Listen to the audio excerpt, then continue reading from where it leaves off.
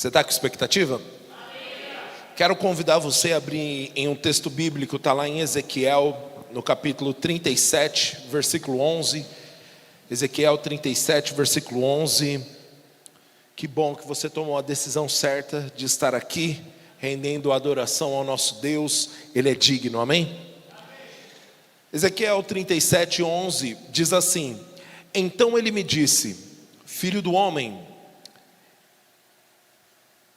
perdão, estou lendo o texto errado, calma aí. É o texto certo no versículo errado. Ezequiel 37.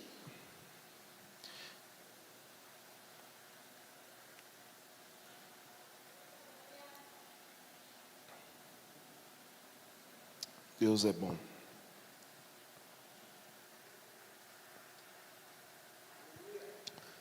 Glória a Deus. Versículo. Calma aí, gente. Vai dar certo.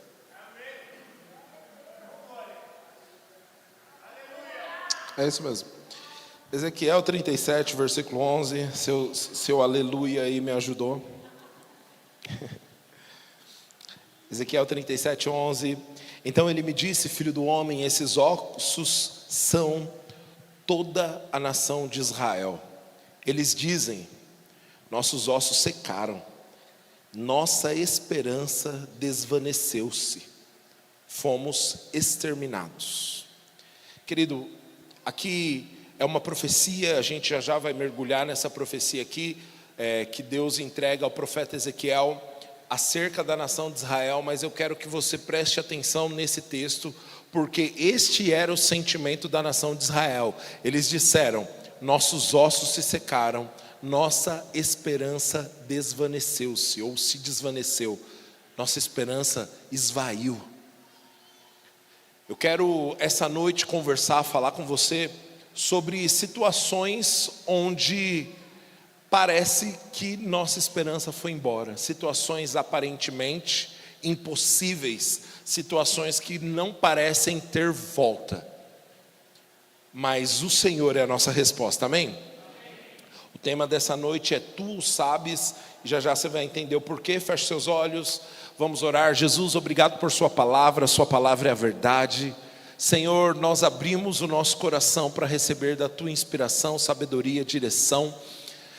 Pai, nos alcança, Senhor, nós viemos aqui te dar louvor, te dar adoração, e a nossa maior expectativa, Senhor, é sermos alcançados pelo Senhor, Pai.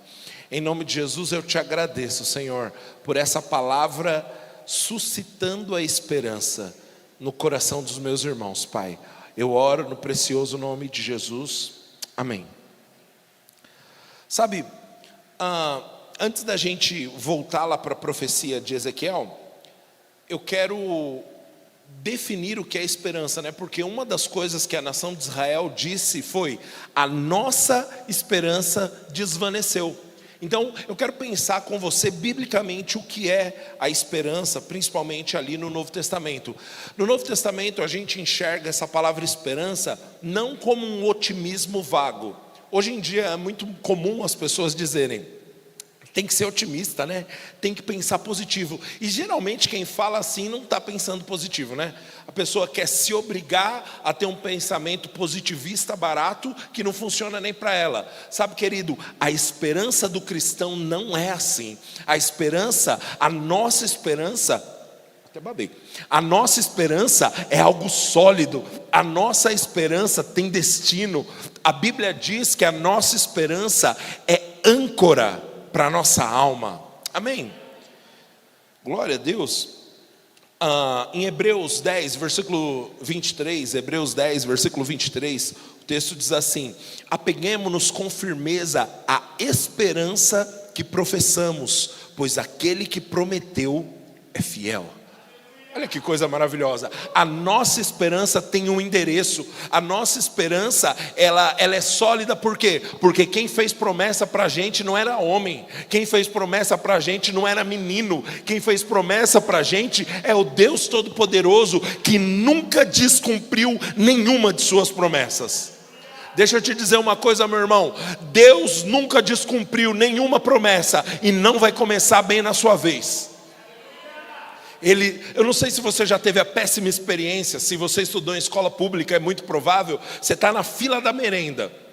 E para os irmãos aqui sabem, né? Pelo menos se você estudou, você foi de escola pública na década de 90, uma vez por ano tinha pão de queijo.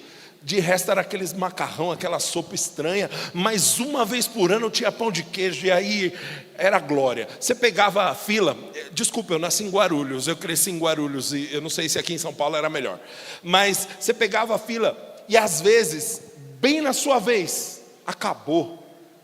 Oh, misericórdia, eu estou nessa fila, perdi meu recreio inteiro, e acabou na minha vez. Querido, com Deus não é assim.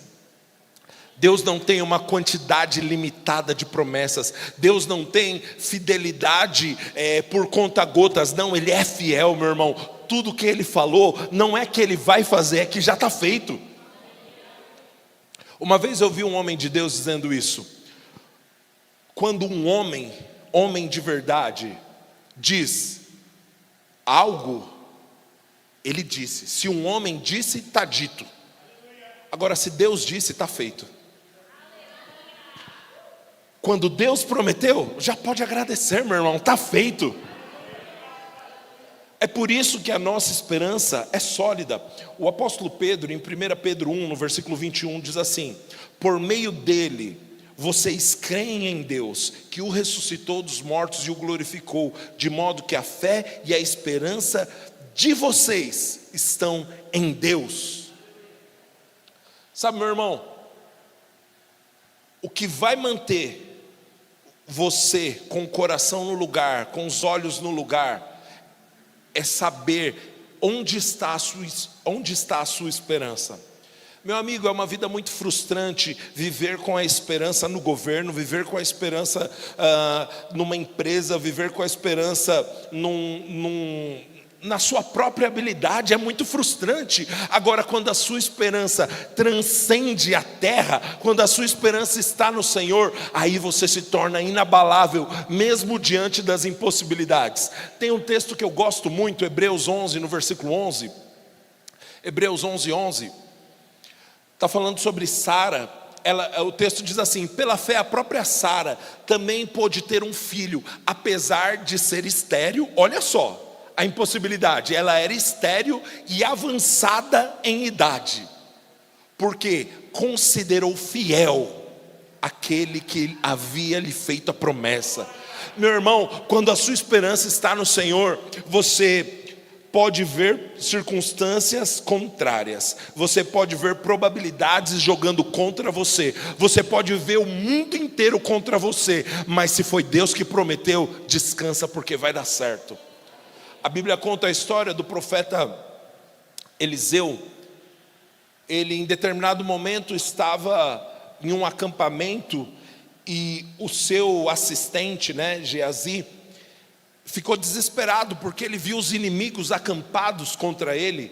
E Geazi chegou para Eliseu e falou: meu senhor, e agora? Deu ruim, olha o tanto contra a gente. E aí Eliseu faz uma declaração maravilhosa. Ele diz assim: Senhor, abre os olhos dele.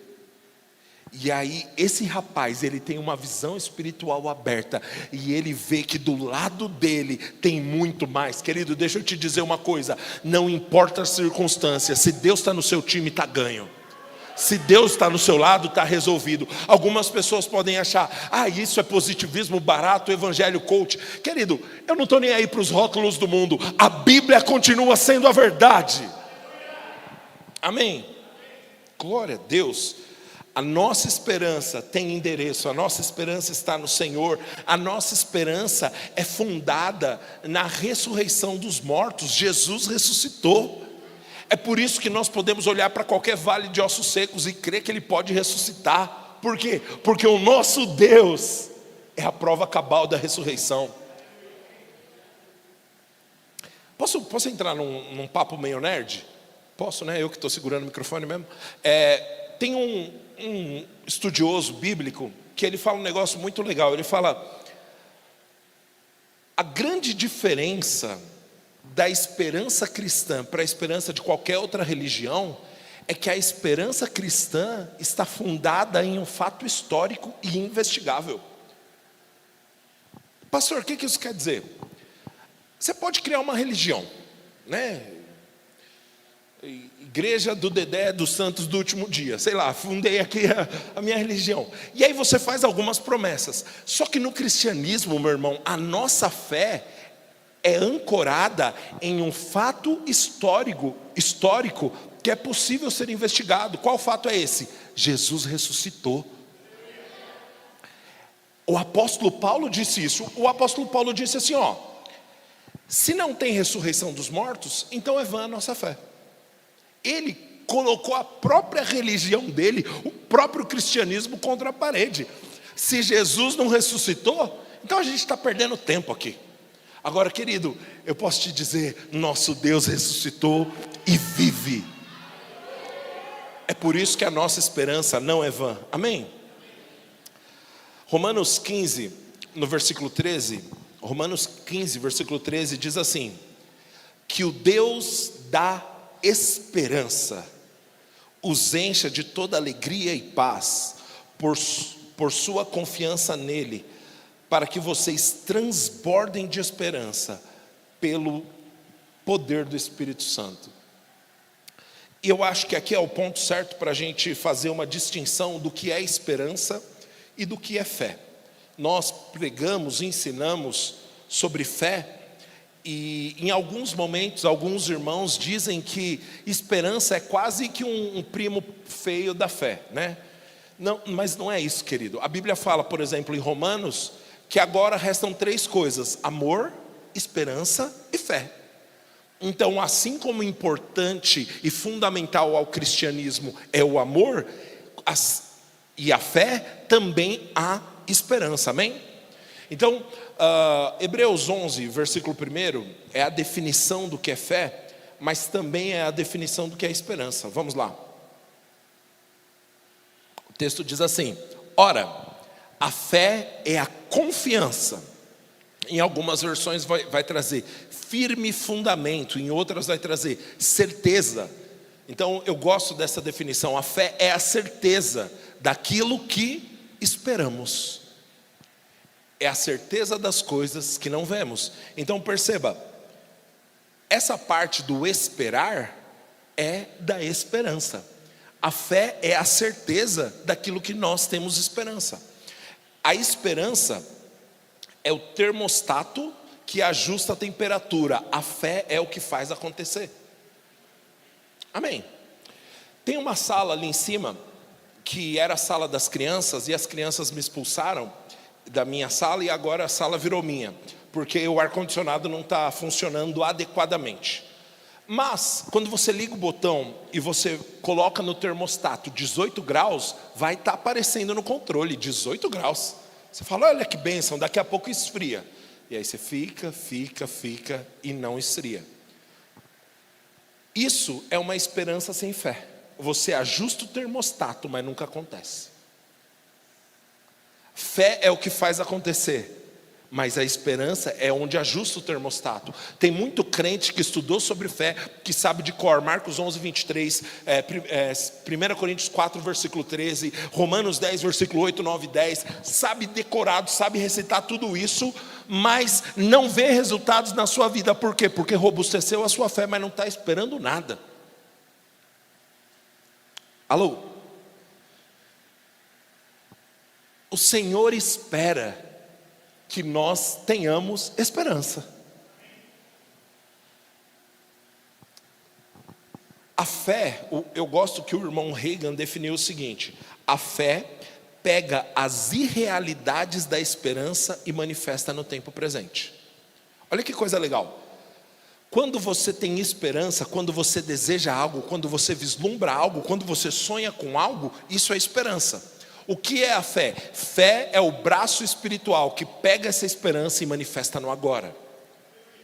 Fé e esperança precisam andar juntas, amém?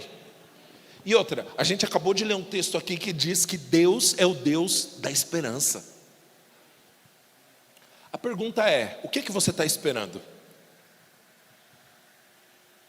Sabe, meu irmão, Eu vejo, infelizmente, muitos cristãos que por conta de uma doutrina equivocada, vivem uma vida, quando não tem sal na comida, como que é? Insosso? Que é insosso, né? A vida dos irmãos parece isso. Por quê? Porque a pessoa entendeu, decorou textos, aprendeu estrutura, aprendeu a teologia do negócio, mas não quer nada. A pessoa não quer nada, está vivendo. Ah não, amém, meu Salvador, serei para sempre teu. E aí, irmão, mas e 2026? Vamos indo aí.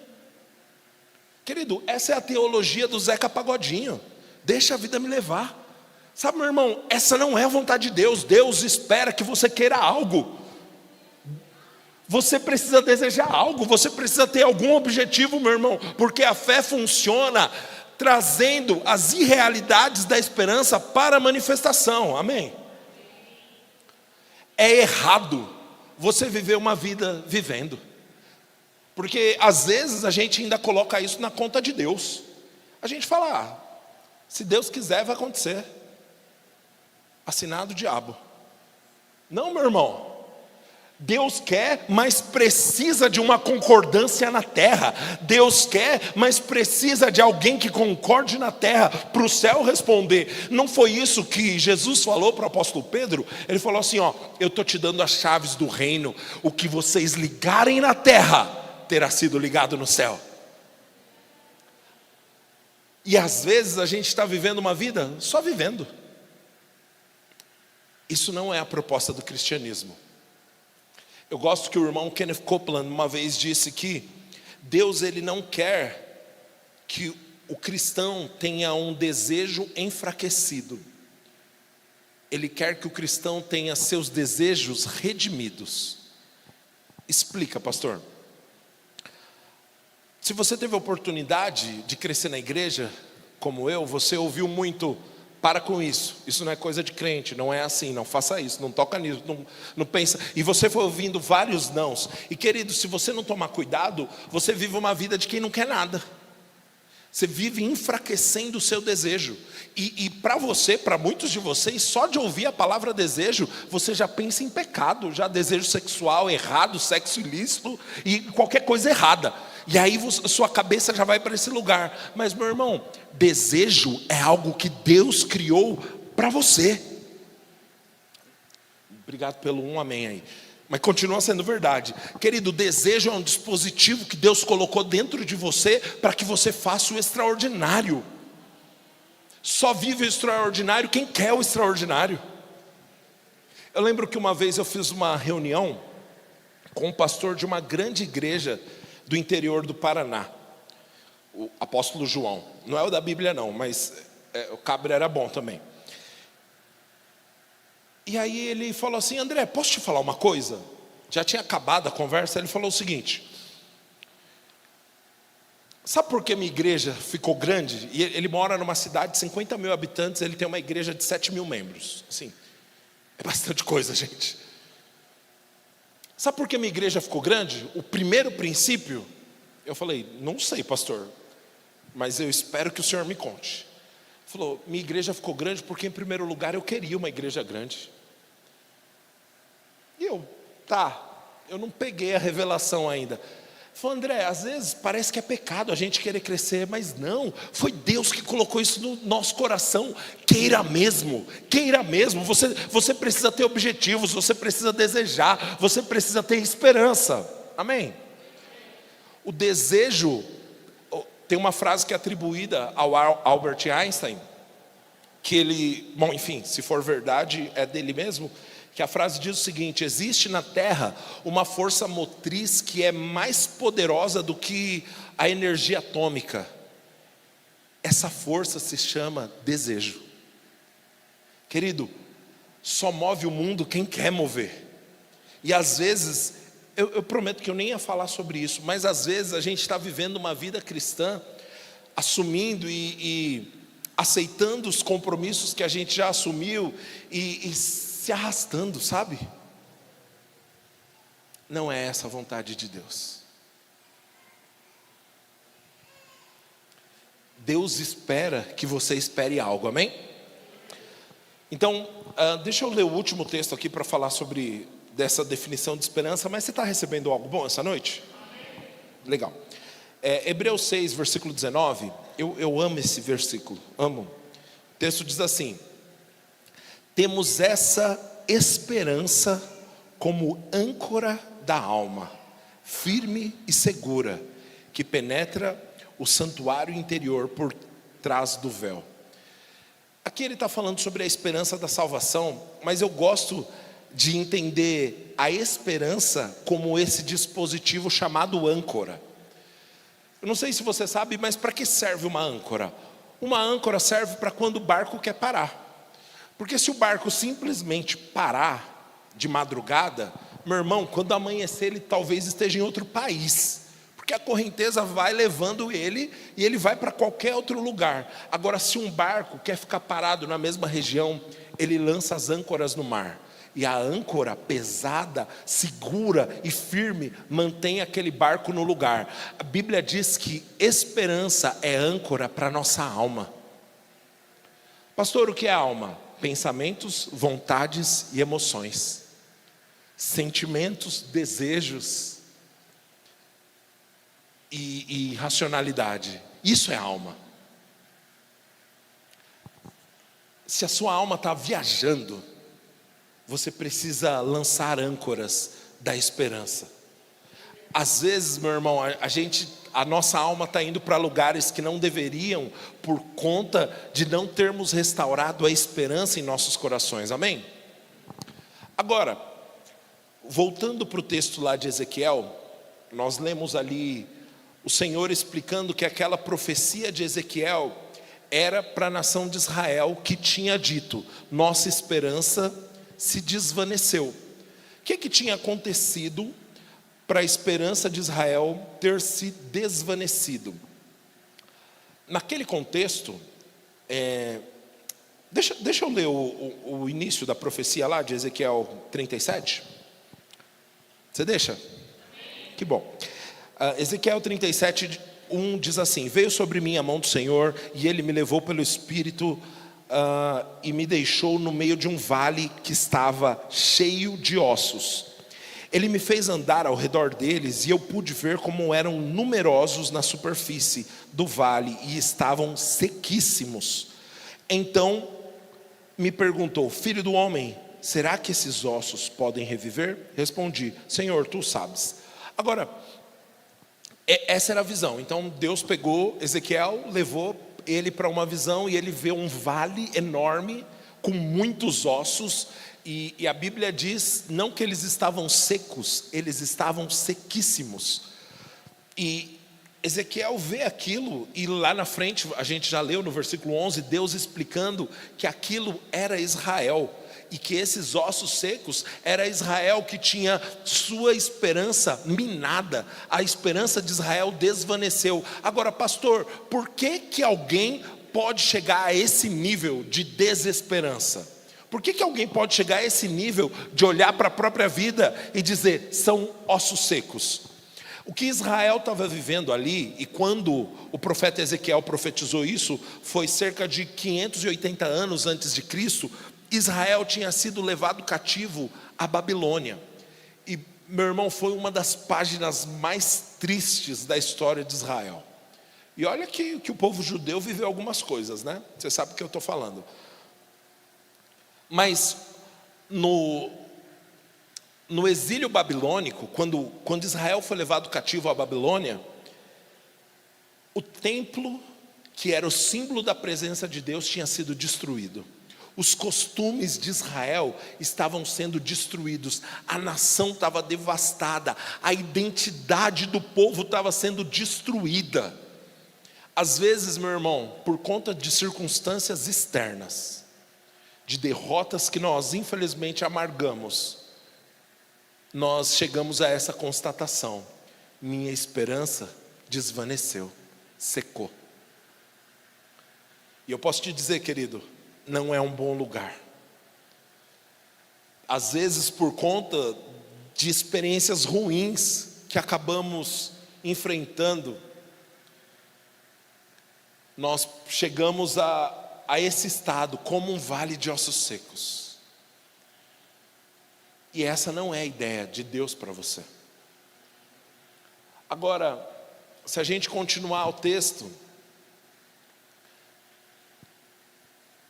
o Senhor pergunta para Ezequiel: filho do homem, esses ossos podem reviver? No versículo 3, esses ossos podem reviver? Qual é a resposta óbvia? Senhor, é lógico que não. É um bando de osso. Como que isso pode, como que pode ter vida aqui? Olha tudo que eu vivi, olha as decepções, olha o que falaram, olha o que construíram, olha tudo que eu acreditei e até hoje não deu certo, não tem mais como. Essa é uma esperança minada.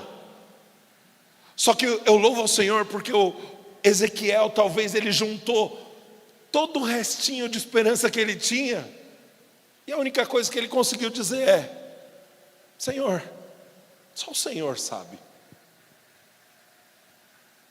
E querido, às vezes é tudo que Deus precisa. É você dar um voto de confiança e dizer: Senhor, o Senhor sabe. A Bíblia conta a história de um pai que tinha o seu filho enfrentando alguns problemas, e esse pai leva o seu filho para os discípulos de Jesus. Jesus não estava no momento, e leva esse menino para os discípulos de Jesus, e os discípulos de Jesus não puderam expulsar o demônio. E aí Jesus, quando chega, vê aquela multidão em volta dos discípulos dele, e Jesus pergunta: o que está acontecendo? E aí o pai fala: Jesus, esse menino aqui me dá problema, ele se joga no fogo e tal, parece que morreu e não sei o que. Jesus, me ajuda. Se você pode fazer alguma coisa, faz, Jesus. Olha isso, o nível de descrença do cara. Jesus, eu trouxe para os seus discípulos e não deu certo. Então me ajuda aí, Jesus, se o Senhor conseguir. Jesus, eu não acredito que nosso Deus era irônico, eu não acredito nisso. Mas eu acredito que Jesus respondeu mais ou menos com um tom assim: se eu posso? Se eu posso? Tudo é possível ao que crê. Perceba a resposta de Jesus.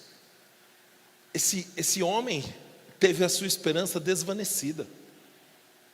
Ele enfrentava problema com seu filho durante tanto tempo, e aí ele fez a coisa certa, levou para os discípulos de Jesus, e não funcionou. E no ápice da sua desesperança, ele chega para Jesus e falou: agora, última tentativa, se o Senhor pode, faz alguma coisa. Jesus pega essa bola quadrada e diz: se eu posso, não somente eu posso, tudo é possível, não para mim que sou Deus, mas tudo é possível ao que crê.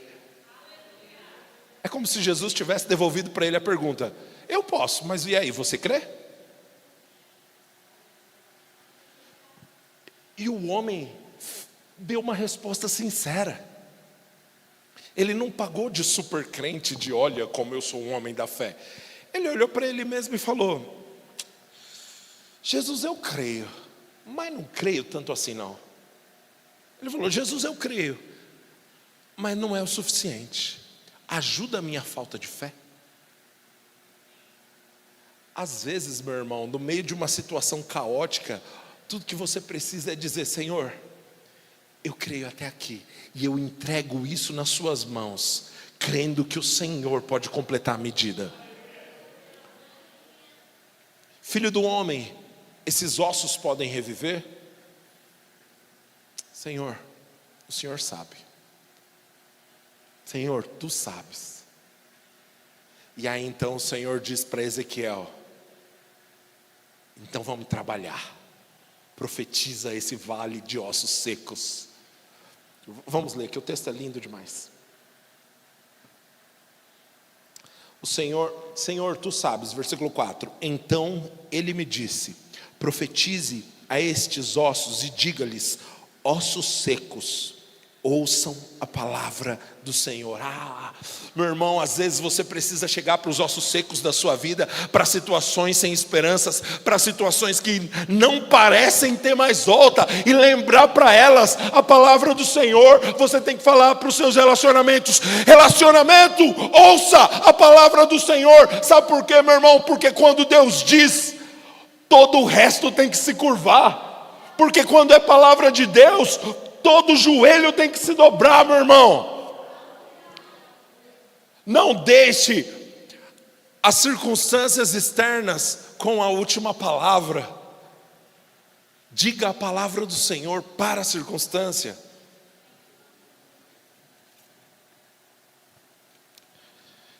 Ossos secos, ouçam a palavra do Senhor. Assim diz o Senhor Deus a esses ossos: eis que farei entrar em vocês o Espírito, e vocês viverão. Porém tendões sobre vocês, e farei crescer carne sobre vocês, e os cobrirei de pele. Porei em vocês o Espírito, e vocês viverão. Então saberão que eu sou Deus. Agora pensa comigo. Deus é Deus, amém?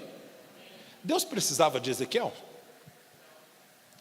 Deus podia fazer sem o Ezequiel. Mas o Senhor quis nos ensinar um princípio maravilhoso. O Senhor espera de nós concordância. Quando tiver todo mundo falando: não dá mais, já era, abandona o barco, desiste, não tem mais jeito, não tem mais volta, não tem como. Querido, sabe o que você deve fazer? Ouvir o que Deus está falando e falar o que Deus está falando.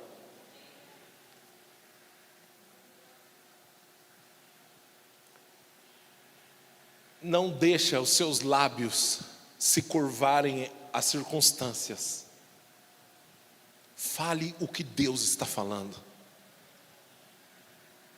Deus ama vencer as probabilidades. Eu lembro de Davi diante de Golias.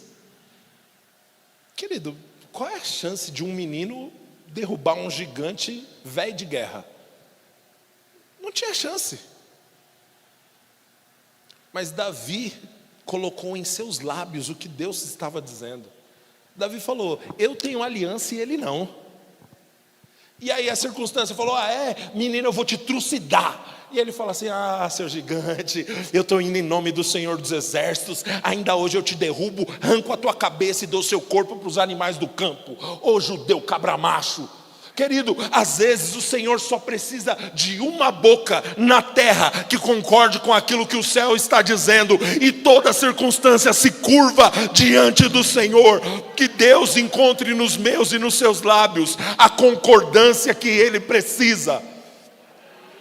Quando o Senhor perguntar: e aí, esse vale de ossos secos tem jeito? Senhor, o Senhor pode o que homem nenhum pode, o Senhor pode o que circunstância nenhuma pode, o Senhor pode. Ele pode.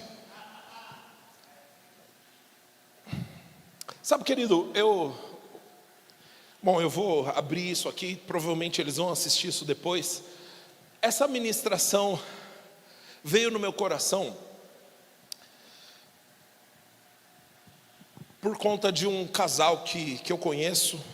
A gente foi no casamento deles ontem. E basicamente, qual é a história? A menina, ela se desviou e assim, ela saiu uma noite. Nessa uma noite que ela saiu, ela engravidou com 18, 19 anos, expulsa de casa. Nem sei se eu podia estar falando isso, mas beleza, depois eles brigam comigo se não podia. E assim, um negócio terrível. Agora pensa assim: o sonho de uma menina de casar, de entrar de branco na igreja, e ela enfrentando aquilo, já era, velho. Esse sonho morreu.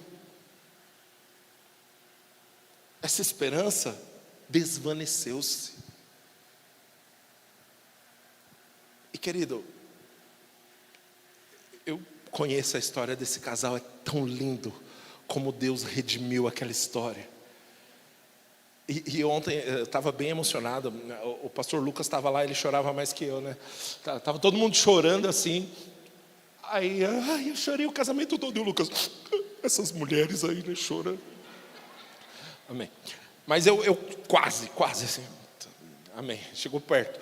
Mas eu estava pensando nisso. Como é lindo restaurações que só Deus pode fazer. Coisas que você fala assim, mano, não tem como. Isso daqui não tem mais jeito. Não tem retorno, não tem como. E aí Deus fala, deixa comigo, eu vou redimir essa história. Deixa comigo, eu vou falar para esse vale de ossos secos. Eu vou fazer algo diferente. E toda a terra vai saber, fui eu.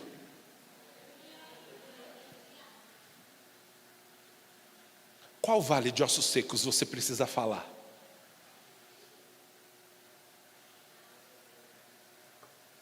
Oh, aleluia. Deus precisa de uma boca na terra que concorde com o que o céu está dizendo. A impressão que eu tenho no meu coração, querido, é que alguns aqui precisam primeiro recobrar a esperança e reconhecer, Deus pode. E a partir do momento que você aceita, Deus pode, você vai inclinar os seus ouvidos para ouvir o que Deus está falando. E vai falar de acordo com o que Deus está falando.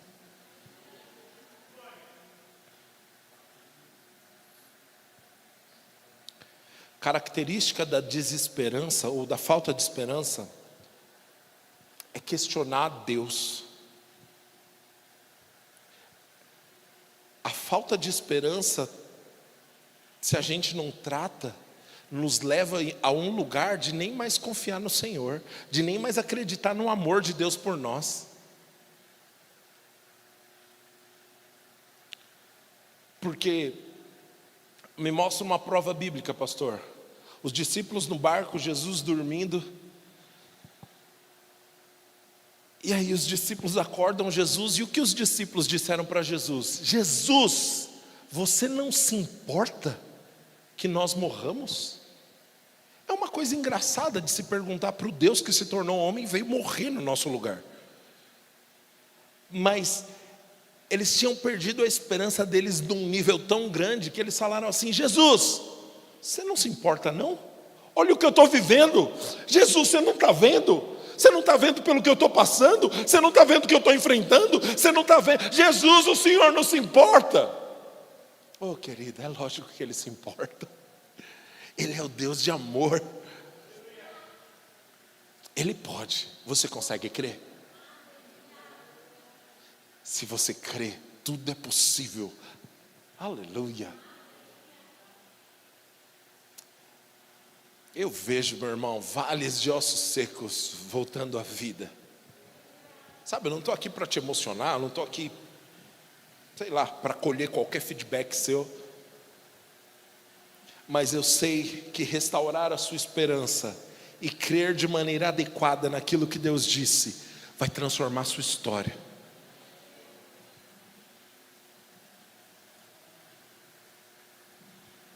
A impressão que eu tenho é que essa noite é como se Jesus tivesse vindo atrás de alguns de nós.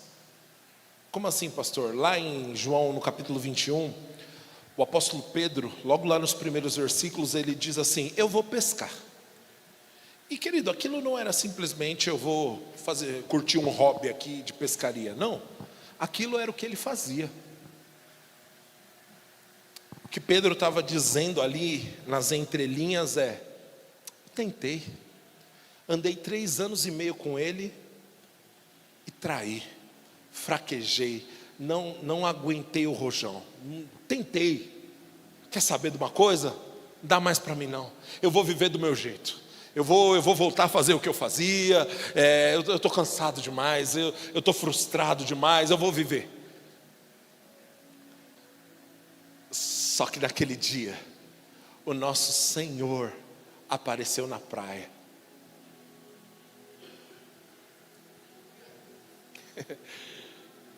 Como quem diz, ei, hoje não. Hoje não é dia de desistência, Pedro. Não, Pedro, eu não mudei de ideia ao seu respeito. Hoje não é dia de voltar atrás. Eu não vou deixar. Aleluia. Sabe, querido, nós não devemos viver uma vida onde todas as vezes o Senhor tem que nos reanimar. Vai lá, começa de novo. Não, meu irmão. Quando você amadurece, é você que se anima. Amém? Mas às vezes a gente precisa.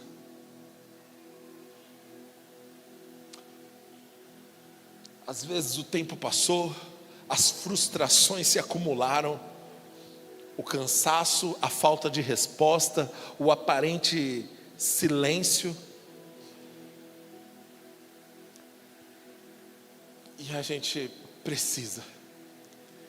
Mas nosso Deus, Ele está disposto a nos encontrar e restaurar a nossa esperança. Deus chama Pedro. Pedro vai para a praia. E Jesus não falou: ia voltar atrás de novo, né? Sabia, seu fraco. Não, meu irmão. Jesus nem mencionou, nem tocou no assunto.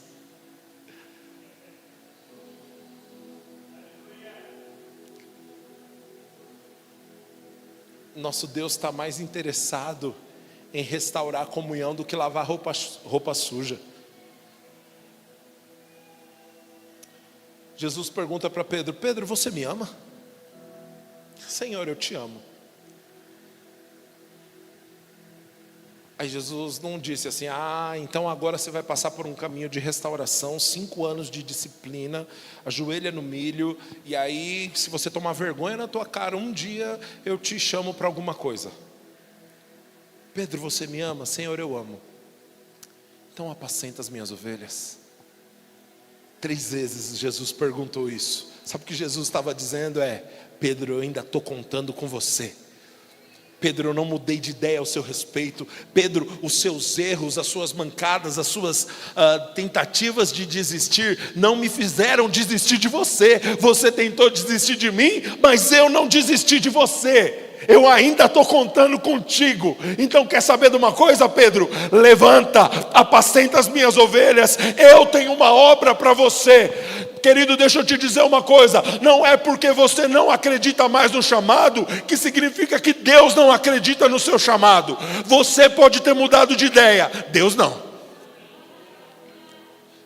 Eu vejo Deus levantando chamados pastorais que queriam desistir. Você falou: chega, já passou o tempo. Mas Deus falou: não, eu ainda conto com você. Eu te chamei, eu sabia o que eu estava falando e vai dar certo. Hoje não é dia de desistir. Aleluia.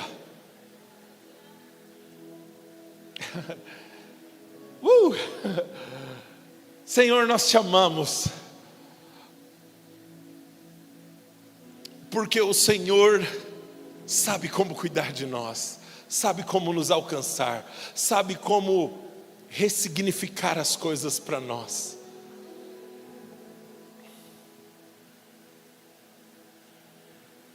Obrigado por esse amor implacável, que não tem como fugir, não tem como resistir.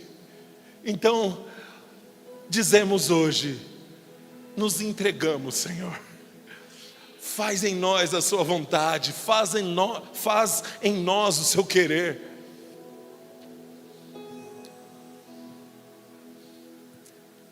Oh, aleluia. Talvez você esteja aqui e você está orando por um parente seu. Funciona, querido, funciona.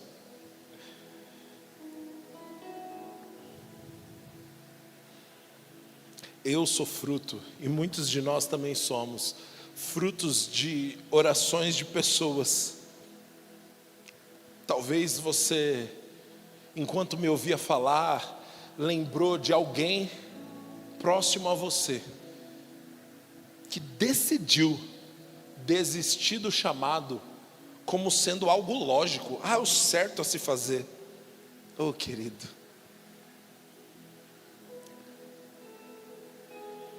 não existe plenitude longe daquilo que Deus nos projetou para viver.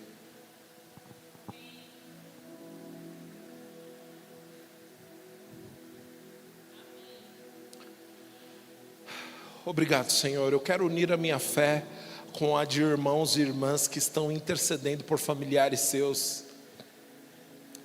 Relembra, Senhor. Relembra das promessas. Relembra as profecias das quais eles foram alvo.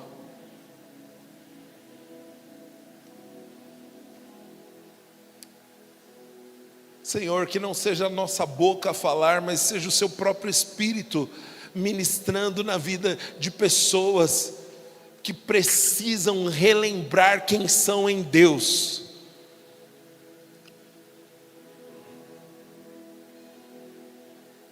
Homens e mulheres que decidiram abandonar, mas o Senhor não os esqueceu. Relembra, Pai, dos seus sonhos, relembra dos seus projetos, relembra dos seus planos, relembra, Senhor, traz de volta no coração o zelo, a paixão, o amor, como os primeiros dias, Senhor, o primeiro amor sendo restaurado, Pai, em nome de Jesus, toda a fortaleza mental, todo o sofisma que foi instaurado na mente dos meus irmãos, para os distanciar do chamado, caiam por terra em nome de Jesus. Senhor, reaviva o dom sobre a vida dessas pessoas, em nome de Jesus. Aleluia. Hoje é dia de ossos secos reviverem.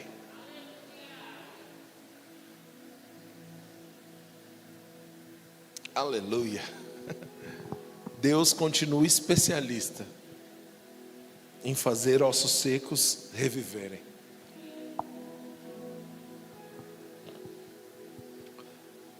Aleluia. Obrigado, Senhor. Obrigado, Jesus.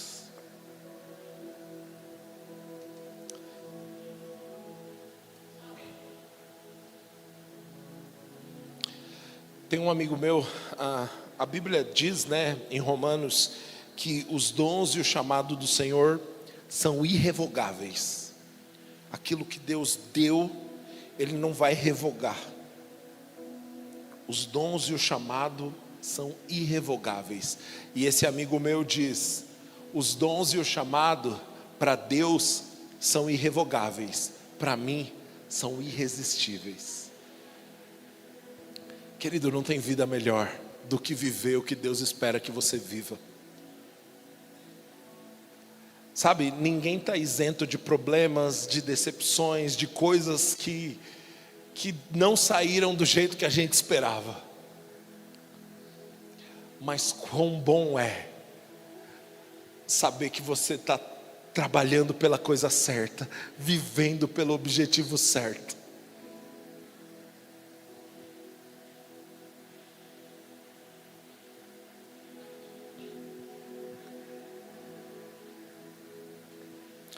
Eu vi uma ilustração há anos atrás que a maior frustração que alguém teria é viver uma vida subindo numa escada e todos os anos da sua vida você está se esforçando para subir essa escada e chegar ao final da sua vida, você descobrir que a escada estava encostada no prédio errado. Que frustrante isso seria. Mas que bom é, meu irmão, ter o mesmo nível de esforço, o mesmo nível de empenho, às vezes as mesmas frustrações que os outros têm, mas saber, eu estou na escada certa, no prédio certo, construindo a coisa certa para a glória de Deus.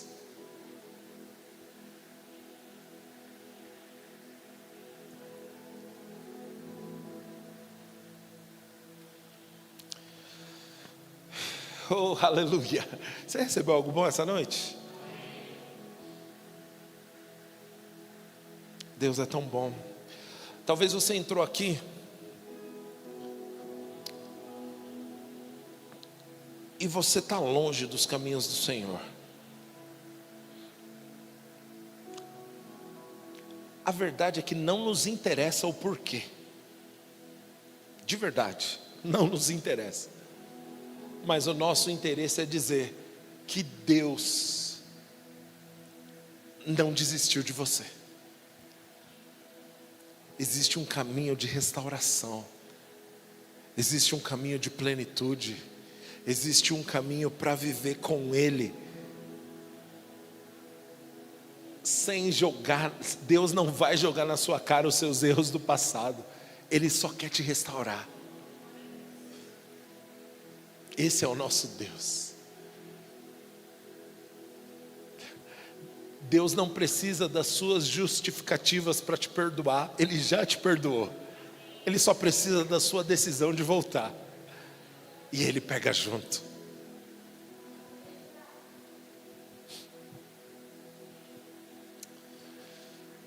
Talvez você queira, você precise de ajuda. Talvez você precise de ajuda. Geralmente a gente fala, não vou pedir para ninguém ficar de pé, mas eu sinto que hoje a gente precisa. Eu sinto que hoje a gente precisa deixar claro a nossa decisão, para que o céu reconheça, para que a terra veja, para que o inferno seja envergonhado. Uma decisão de qualidade. Eu estou de volta e eu vou viver os planos de Deus, não pela força do meu braço, não pela minha capacidade, mas porque Deus não desistiu de mim. Se é o seu caso, fica de pé no seu lugar. Não precisa vir aqui para frente, mas eu quero que você fique de pé no seu lugar. Eu quero orar por você. Se hoje você está desistindo de desistir,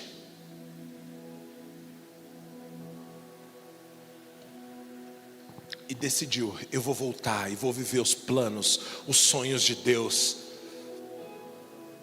Ele pega junto, meu irmão.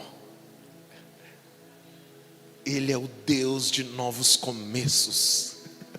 Ele é o Deus de novas oportunidades. Pastor, mas que diferença faz eu ficar de pé ou não? Faz diferença para você deixar claro que essa decisão é para valer. Enquanto eu dou oportunidade para mais pessoas ficarem em pé, eu quero falar com você, João. A gente não precisa de um cargo para ser o que Deus nos chamou para ser. Quem é você para desistir do que Deus não desistiu? Ele não desistiu. Então a melhor decisão que você pode tomar, meu irmão, é dizer sim, Senhor. O seu chamado é irresistível para mim, e eu vou viver, mesmo que seja difícil, mesmo que pareça impossível ainda acontecer. Se o Senhor acredita, então eu também acredito. Você não precisa de um título, de um cargo para ser quem Deus chamou você para ser desde o ventre. Apenas seja, meu irmão. Aleluia. Senhor, eu te agradeço por minhas irmãs que tomaram uma decisão de qualidade. Pai, que fique registrado.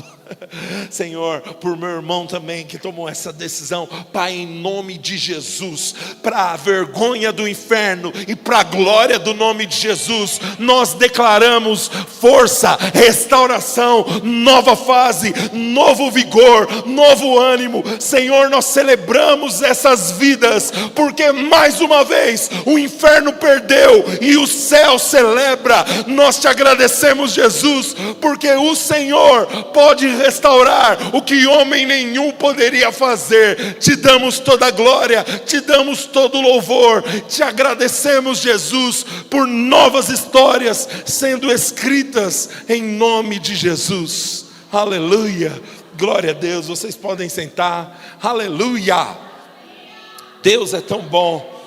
Deixa eu dizer uma coisa, meu irmão. Eu falei com o João, mas eu sei porque sei que Deus estava falando também com outras pessoas aqui. Para com essa história de desistir do chamado. Deus não desistiu, você não tem direito de desistir do que Deus não desistiu. Aleluia. Eu vou te dizer, meu irmão, plenitude é viver o que nascemos para viver.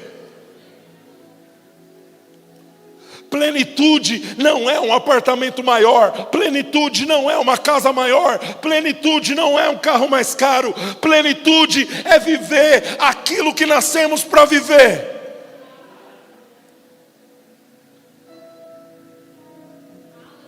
Eu ouço Jesus dizendo: hoje não vai desistir não.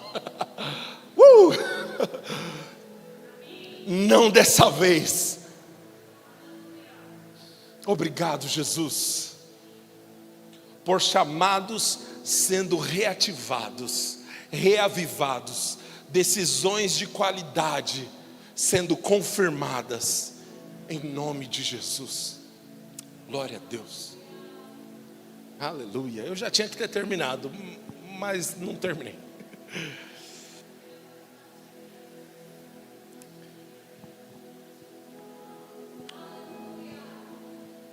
O diabo perdeu. Eu tenho muito clara essa imagem. De vez em quando essa imagem volta no meu coração.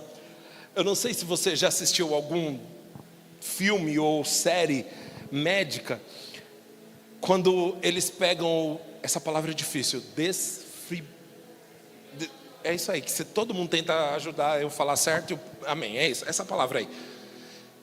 E aí quando a pessoa tá tendo uma parada, e aí os médicos passam um ímã no outro assim, encosta no peito, afasta,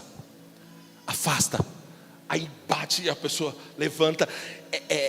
Essa imagem que eu tenho no meu coração é como Deus ressuscitando chamados. É assim, não, nós não vamos desistir. Esse daqui não vai morrer nessa maca. Afasta, ele vai voltar, vai viver o que eu chamei para viver, vai ressuscitar. Eu não vou desistir, querido, não desista do que Deus não desistiu. Deus tem sonhos ao seu respeito, planos ao seu respeito.